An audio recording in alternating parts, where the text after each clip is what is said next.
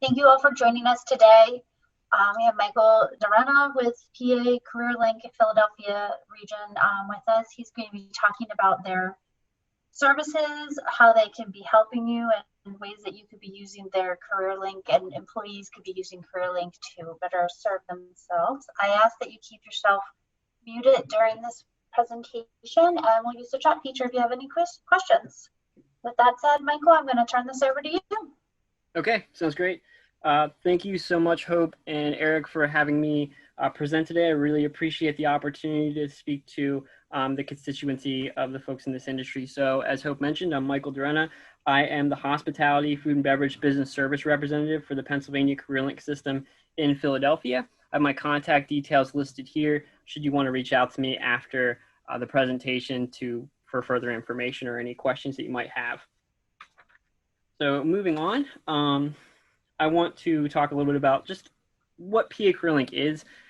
PA CareerLink is considered Pennsylvania's one-stop center. So each state is required to operate a one-stop. So there's no Pennsylvania CareerLink in New Jersey or in Delaware or in Ohio, but there is a one-stop center in those states just called something else. But Pennsylvania CareerLink or PA CareerLink is the one-stop for Pennsylvania. CareerLink centers and networks of CareerLink centers are located throughout the state of Pennsylvania. They're independently, financially, and programmatically managed by the Workforce Development Board in their region. And we'll get into a little bit more about that in the next slide. So we serve employers as well as job seekers. And Eric, if you could go back one slide. Yeah, we serve employers as well as job seekers. And there's no upfront cost to our service. We're paid for through taxpayer dollars as well as grant funding.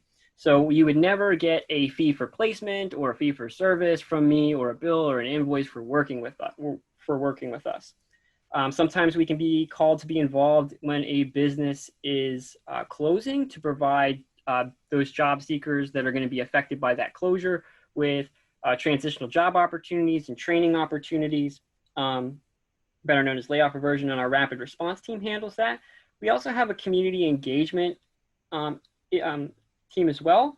They reach out to the community via geographic programs such as our library outreach program, where they would go out into the community to different public libraries to offer resources and information about the resources that we provide. And we also focus on working with targeted populations that need more intensive work readiness skills, such as those in the recovery program that we've partnered with through Marikey, and they're formerly known as NHS.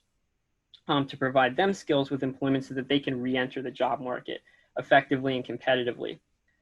And then we would also, pre-COVID, would provide workshops and classroom instruction, which have now been moved online on topics such as resume writing, Microsoft Office skills, modern interviewing.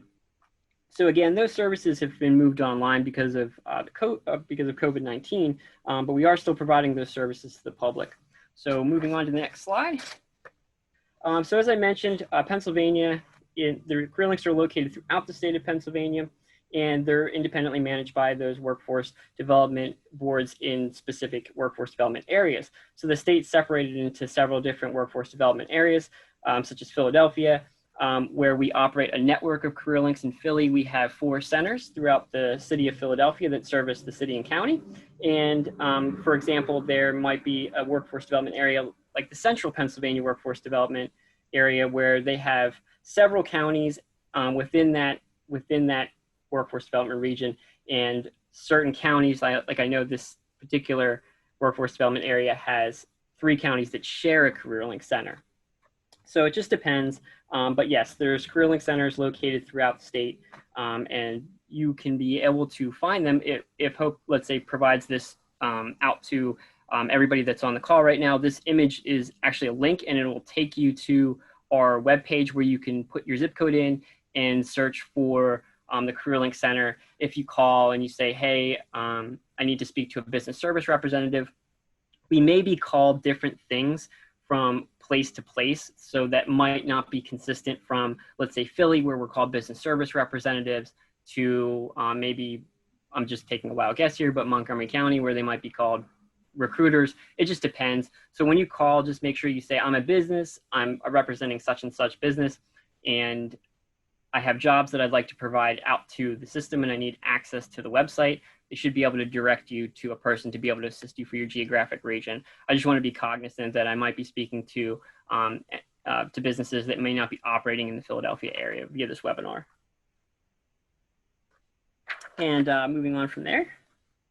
So for business services, the services that I provide, or my team provides out to the system, chief among which is recruitment assistance. So I would say almost 100% of the time, if a business reaches out to me, they need somebody to fill a current opening, or they need to fill a possible future opening for, let's say, a grand opening of a hotel or a restaurant.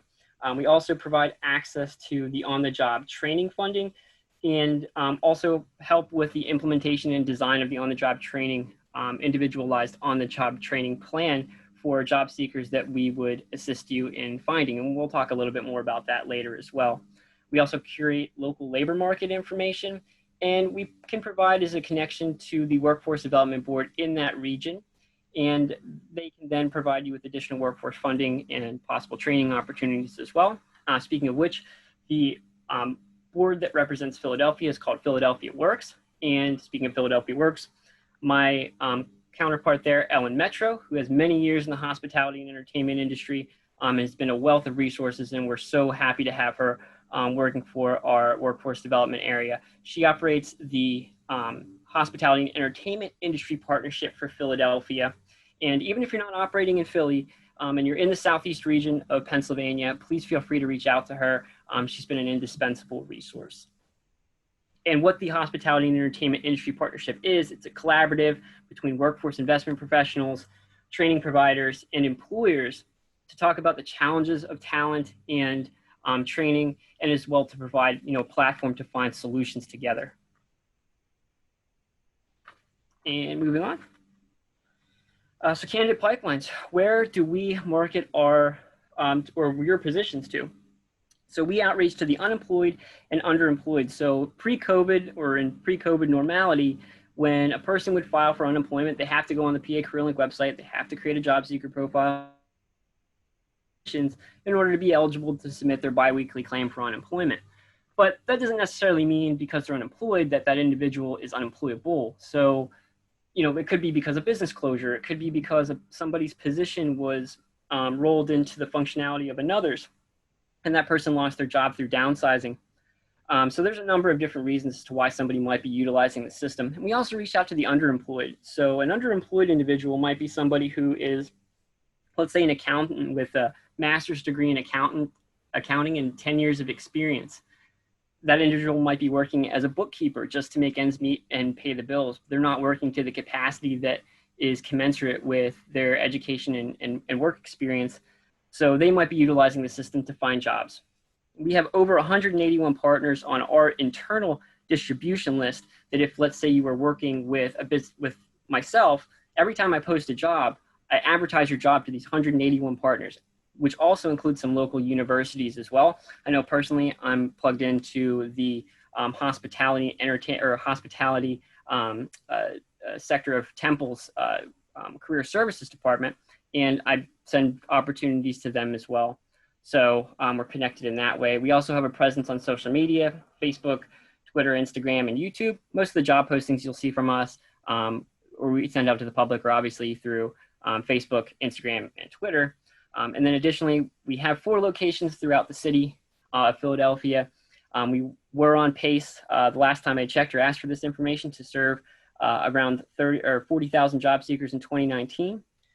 So by serve, I mean 40,000 job seekers would have crossed our threshold, or potentially 40,000 job seekers would have crossed our threshold and received some kind of training or workforce, work readiness skills, something along those lines.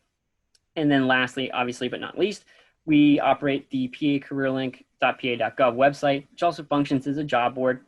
And employers can use that too on their own, or they can work with a business service representative like me to assist them in operating that website and managing their job postings there. It's also a really great resource for new hire reporting because it's a direct link to the Department of Labor and Industry as well. So as far as process goes, business services in Philadelphia operates on a split desk model for those of us that are familiar with the language of staffing and search. So each industry, whether it's hospitality, whether it's general business, whether it's retail or manufacturing, is split between teams of two. So there's a person such as myself who is responsible for going out and engaging in new business acquisition, as well as bringing those businesses to the table to talk about what solutions are going to work best for them and getting them connected to the right departments. And then my partner, Nick, who focuses more on the recruitment side, he's the one who's fulfilling all the promises that I make about finding you really good talent. So he's the one who's out there doing the interviewing, doing the pre-vetting, and pre-screening of those candidates, which brings me to my next point. So we pre-screen and we pre-screen resumes and candidates for you. We don't direct payroll. So if you call us and you say, hey, I need somebody for just today as a temporary position, we don't payroll anybody. So we try to find you individuals to fill your needs for your direct hire positions, whether they're full or part-time, but you have to have those openings internally. We won't come to provide you those services. We may also in the past, we've hosted businesses on-site at our locations. Again, that's another service that's been moved because of COVID virtually. So now we're running virtual recruitment events, which is where we would line up pre-screened and pre-qualified candidates for you, slot out designated interview times, and have you come out or have you go online and interview those candidates. And typically what we see is for every 3 candidates that we send you, tend to like at least one of them and move at least one of them to the next level. So we try to stick to about a 3-to-1 ratio there. And moving on. So what types of positions do we post for? The short answer to that, it's pretty simple. We post for just about any open position that your company needs to hire for, but where we consider ourselves the strongest allies, or anything from entry level to mid-level management is probably like our strong suit. There are some positions, however, that we cannot post for. We do not do any type of resume pipelining, so there has to be a bona fide opening for every position that we post. We can't just send resumes to you. We are a public service. So we want to make sure that we're providing bona fide job opportunities to the public. And then also 1099 positions. So as I mentioned before, we are not a free service. We're funded through taxpayer dollars as well as grant funding. So we want to make sure the taxes are being, the positions that we post, they have taxes taken out. It all kind of compensates for the services. So we're not free, but we're taxpayer funded. So we can't post for any 1099 or independent contractor positions where we can't be reasonably assured there's taxes taken out. And what would I need from you to start today? So we would need to get you registered on the PA Careerlink website. You can do so there, or you can contact me, or you can contact the business service representative in your area. But you are going to have to provide your FEIN number to register and validate your business's legitimacy. So we also, as business service reps, we're responsible for managing the job board and making sure that those jobs that are being posted aren't scams. Just last week, my mom actually reached out to me and said, hey, have you seen this? And it was a text that said, we found your resume on the pajoblink.com website, which is obviously false. As you can see, I've supplied the link there. And they obviously didn't do their due diligence. She's an IT professional, and I obviously work for the system. So that was quickly escalated to the Department of Labor and Industry for further investigation. But aside from that, after we get your business registered, we need job descriptions. And for each position, we're going to need the following information: the number of openings for each position, the average number of hours per week, salary or hourly range, and any personal input that you or their direct manager would find to be pertinent to the position. So let's just say you had a pretty robust training program that maybe you were working on with Ellen, and what you're looking for a front desk agent was just somebody who had really great customer service skills. So what about a waitress? Because they are the face of a company. So a great waitress is going to have great customer service skills, just the nature of the business. But maybe they're a little bit lacking on the admin side. So, we bring them in, the interview, you can let us know to say, hey, you can focus on these roles or maybe some roles from another company. Give us kind of that input, and then we know where to look. And you can move on. So as I mentioned before, we'll curate local labor market information for you, as well as that data gets aggregated by the board, in our case, Philadelphia Works, and also the Department of Labor and Industry as well. So just as an example of a way that we use labor market information is, let's say you call me and say, hey, Mike, I need a short order cook in short order. And then you go on to tell me that you can't seem to retain your staff. And I say, certainly definitely be able to help you out with that. We'll go through some information, and then you tell me that they're making around $9.50 an hour.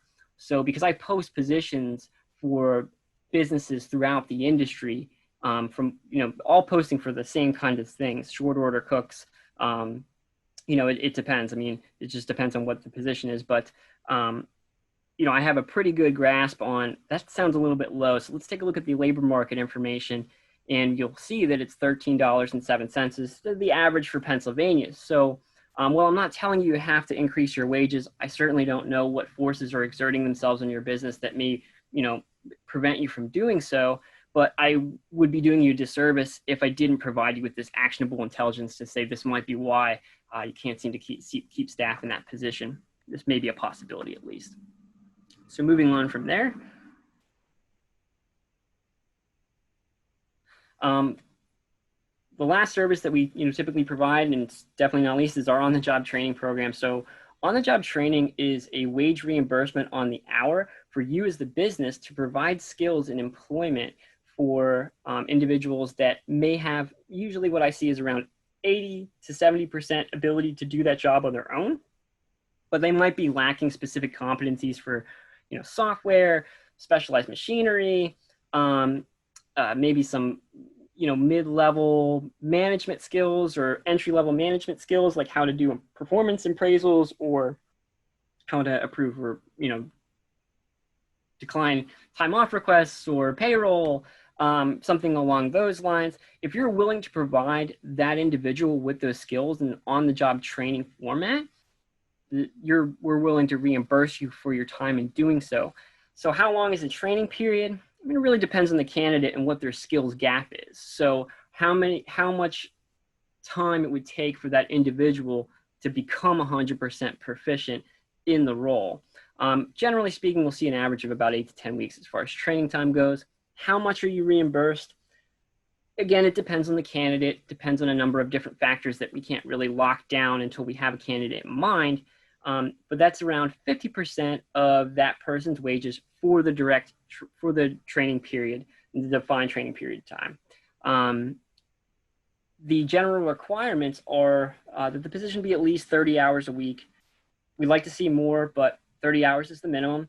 They pay at least $11 an hour, and they offer what's called a career pathway. So from a career pathway perspective, I'm sure you can gather that if they start as a front desk agent, they can go to daylight shift supervisor or evening shift supervisor, night auditor. Maybe they go into front office management and then assistant general manager, so forth and so on. But that there's a way for them to ladder themselves up from that current position that they're being hired in for. And business services would help you obtaining a candidate through our normal recruitment and sourcing strategies. And moving on, just to kind of toot our own horn a little bit. In the 2018-2019 fiscal year, business services accounted for 445 direct placements with businesses. In the past, we also assisted with the grand opening of the Aloft Hotel. During that event, that two-day event, we had about 500 job seekers that we had sourced and interviewed with the company. There was over 50 openings, and we placed over 35 candidates with those positions, some of which were still with the hotel, at least prior to COVID. And just last summer, we did the grand opening of Fashion District Philadelphia, which was a one-day event where we had about a little over 200 job seekers in a 4-hour period to interview with about 28, to do a general job fair format with about 28 employers. And then over the course of several months with partnership with those tenants of Fashion District, we were able to place well over 150 candidates in direct placement with our continued support. And just kind of moving on from there, it's pretty much the end. And I just want to end by saying, thank you for taking the time to speak, or taking the time to listen to me speak today. While I know that many of you in the industry may not be at the place to hire or rehire right now, what I do think is that it's a great time to start to think about how you're going to do that and what leverage or what resources you're going to leverage to do so. And we'll just open up for any questions. Thank you, Michael. Yeah, so use your chat feature if you wanted to unmute yourself to ask a question too. But I don't think that would be that big of a deal. I know Ellen provided her email address for anybody that's in the Philadelphia area that might be interested in contacting her. We also are recording this webinar and we'll make sure to send it out. So you will have Michael's contact information to reach out, you know, for future questions. Or if you just have questions, like you might not be in the Philadelphia area, but you just want to ask some questions of how you work with someone in your region, I'm sure Michael will be able to help you with that too. That's a great point, Hope. You know, I'm definitely open. My door's always open. So even if you're operating in Erie, Pennsylvania, and you're having problems connecting or getting connected with resources there, please feel free to reach out to me, and I'm sure I'll be you know, hopefully be able to find you a way in or a connection. Great. Well, I don't see any questions coming in. I know you're very thorough. It was a great presentation. I appreciate you talking about this resource. I know it's something that not everybody probably is aware of, or at least they just don't understand the ins and outs of it. So it was great having you sort of walk us through it. Yep, no problem. Well, that being said, I think we're probably done. Michael, good luck with your move. Thank you so much. And again, thank you everybody for joining us today. And good to get a thank you from someone to you, Michael. So I think everybody enjoyed the webinar. Everybody have a great rest of your day and a great weekend. Thank you so much. Thank you. Bye-bye. Yeah.